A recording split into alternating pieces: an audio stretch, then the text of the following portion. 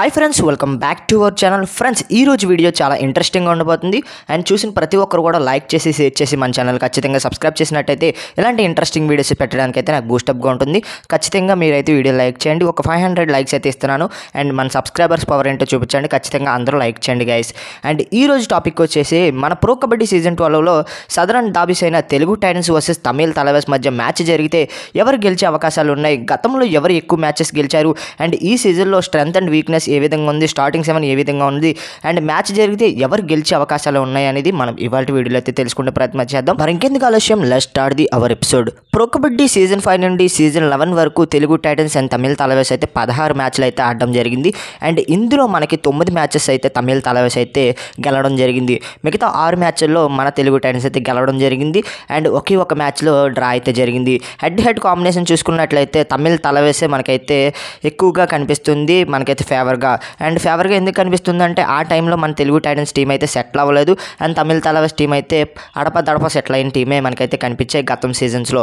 And చూసుకున్నట్లయితే ఇప్పుడు ప్రస్తుతం ఉన్న టీమ్స్ చూసుకున్నట్లయితే అండ్ తెలుగు టైటన్స్లో ఎక్స్పీరియన్స్తో పాటు యంగ్ ప్లేయర్స్ కూడా ఉన్నారు. అండ్ తమిళ తలవేస్లో అదే విధమైన మనకైతే ఎక్స్పీరియన్స్తో పాటు యంగ్ రైడర్స్ ఉన్నారు. బట్ ఇప్పుడు టీం రివ్యూ చూద్దాం గైస్. టీం రివ్యూ చూసుకున్నట్లయితే మనకైతే తెలుగు టైటన్స్లో సాలిడ్ పర్ఫార్మెన్స్ ఇచ్చే ప్లేయర్స్ అయితే కనిపిస్తున్నారు. అండ్ తమిళ తలవేస్లో చూసుకున్నట్లయితే ఇంజురీ కన్సర్న్స్ ఉన్న ప్లేయర్స్ అయితే కనిపిస్తున్నారు. అండ్ గతంలో మన తెలుగు టైటన్స్ అయితే తమిళ తలవేస్ మీద ఓడిపోయినా కూడా అండ్ ఈ సీజన్స్లో తెలుగు టైటన్స్ అయితే తమిళ తలవేస్ మీద గెలిచే అవకాశాలు అయితే ఉన్నాయి. నేను ఎందుకు అలా అంటున్నానంటే ఇరు జట్ల స్టార్టింగ్ 7 చూసాక నాకైతే ఒక ఒపీనియన్ అయితే వచ్చింది. తెలుగు టైటన్స్ నాకైతే స్ట్రాంగ్గా కనిపించింది. అండ్ ప్రస్తుతం మనం అయితే తమిళ తలవేస్ స్టార్టింగ్ 7 ఏ విధంగా ఉందనేది తెలుసుకుందాం రండి గైస్. అండ్ సెంటర్ ప్లేస్లో మనకు చూసుకున్నట్లయితే అర్జున్ దేశ్వాల్ అయితే కనిపిస్తున్నాడు. ఇంకా కవర్ ప్లేయర్స్లో చూసుకున్నట్లయితే ఒక పక్క రోనార్ కార్ప్, ఇంకా ఆశీస్ మాలిక్ అయితే కనిపిస్తున్నాడు. అండ్ ఇన్ స్పేస్లో చూసుకున్నట్లయితే మనకైతే ఒక పక్క పవన్ శర్వత్, మరొక పక్క నరేంద్ర కొండల్ అయితే కనిపిస్తున్నాడు. అండ్ ఇక కార్నర్ ప్లేస్లో చూసుకున్నట్టయితే ఒక పక్క సాగర్ రాటి, ఇంకొక పక్క నితీష్ కుమార్ అయితే కనిపిస్తున్నాడు గైస్. అండ్ ఇక్కడ చూసుకున్నట్లయితే తెలుగు టైటన్స్లో రైడింగ్ లైనప్ అనేది చాలా అంటే చాలా స్ట్రాంగ్గా కనిపిస్తుంది. బట్ ఏంటంటే అక్కడ మనకైతే ఇంజురీ కన్సర్న్స్ ఉన్న ప్లేయర్స్ అయితే కనిపిస్తున్నారు. అండ్ అర్జున్ దేశ్వాల్ కావచ్చు అండ్ పవన్ శర్వత్ కావచ్చు. పవన్ శర్వత్ అయితే ఇంజురీతో బాధపడుతున్నాడు. అండ్ ఈ సీజన్లో కొంచెం ఫెయిల్ అయ్యే అవకాశాలు అయితే కనిపిస్తున్నాయి. అండ్ లాస్ట్ సీజన్లో మనకి నరేంద్ర కొండల కూడా పెద్దగా పర్ఫార్మెన్స్ ఇవ్వలేదు. అండ్ అర్జున్ దేశ్వాల్ కూడా ఏదో అడపదడప పర్ఫార్మెన్స్ ఇచ్చాడు.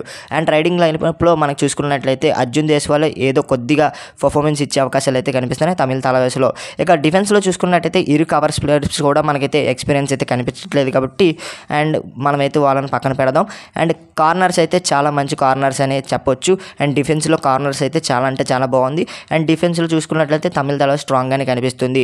అండ్ ఇకపోతే తమిళ తలవేస్ మనకైతే కొంచెం వీక్గానే కనిపిస్తుంది నా ఒపీనియన్ ప్రకారం. అండ్ ఇప్పుడు మన తెలుగు టైటన్స్ స్టార్టింగ్ 7 ఏ విధంగా ఉందో చూద్దాం గాయస్. ఇక తెలుగు టైటన్స్ విషయానికి వచ్చినట్టయితే మనకైతే సెంటర్ మ్యాన్గా ఆశీస్ నర్వాల్ అయితే కనిపిస్తున్నాడు. ఇరు కవర్స్లో చూసుకున్నట్లయితే ఒక పక్క సాగర్ రావాల్ అయితే కనిపిస్తున్నాడు, ఇంకొక పక్క అజిత్ పవార్ అయితే కనిపిస్తున్నాడు. అండ్ ఇన్ ప్లేయర్స్లో చూసుకున్నట్టయితే ఒక పక్క భరత్ హుడా, ఇంకొక పక్క విజయ్ మాలిక్ అయితే కనిపిస్తున్నాడు. అండ్ కార్నర్స్లో చూసుకున్నట్లయితే శుభం సిండే అండ్ అంకిత్ జగ్నాల్ అయితే కనిపిస్తున్నాడు గైస్. అండ్ ఈ టీం చూసుకున్నట్లయితే డిఫెన్స్లో సాలిడ్ పర్ఫార్మెన్స్ ఇచ్చే అవకాశాలు అయితే కనిపిస్తున్నాయి. అండ్ బెటర్ పర్ఫార్మెన్స్ ఇచ్చే అవకాశాలు అయితే కనిపిస్తున్నాయి. అండ్ ఇక రైడింగ్ విషయానికి వచ్చినట్టయితే మీరు ప్రత్యేకంగా చెప్పక్కర్లేదు గైస్. లాస్ట్ సీజన్లో మనకైతే ఆశీస్ నర్వాల్, విజయ్ మాలిక్ ఏ విధమైన పర్ఫార్మెన్స్ ఇచ్చారు మీకు ప్రత్యేకంగా చెప్పక్కర్లేదు. ఎందుకంటే పవన్ శర్వత్ లాంటి దిగ్గజ ప్లేయర్ లేనప్పుడే చాలా మ్యాచెస్ని విన్ చేశారు వీళ్ళిద్దరు కూడా. అండ్ చాలామందికి డౌట్ రావచ్చు, భరత్ హుడాకి మనకి ఇంజురీ ఉంది కదా, ఫామ్లో లేడు కదా అని చాలామందికి డౌట్ రావచ్చు. బట్ ఏంటంటే లోకల్ టోర్నమెంట్స్లో భరత్ హుడా చాలా మంచి పర్ఫార్మెన్స్ ఇస్తున్నాడు. అండ్ ఆ విధమైన పర్ఫార్మెన్స్ తెలుగు టైటన్స్లో ఇస్తాడనే భరత్ హుడాని అయితే ఆక్షన్లో కొనుగోలు చేసింది మన తెలుగు టైటన్స్ అయితే. ప్రస్తుతం ఉన్న ఫామ్లో చూసుకున్నట్లయితే భరత్ హుడా పర్లేదు అనిపిస్తున్నాడు.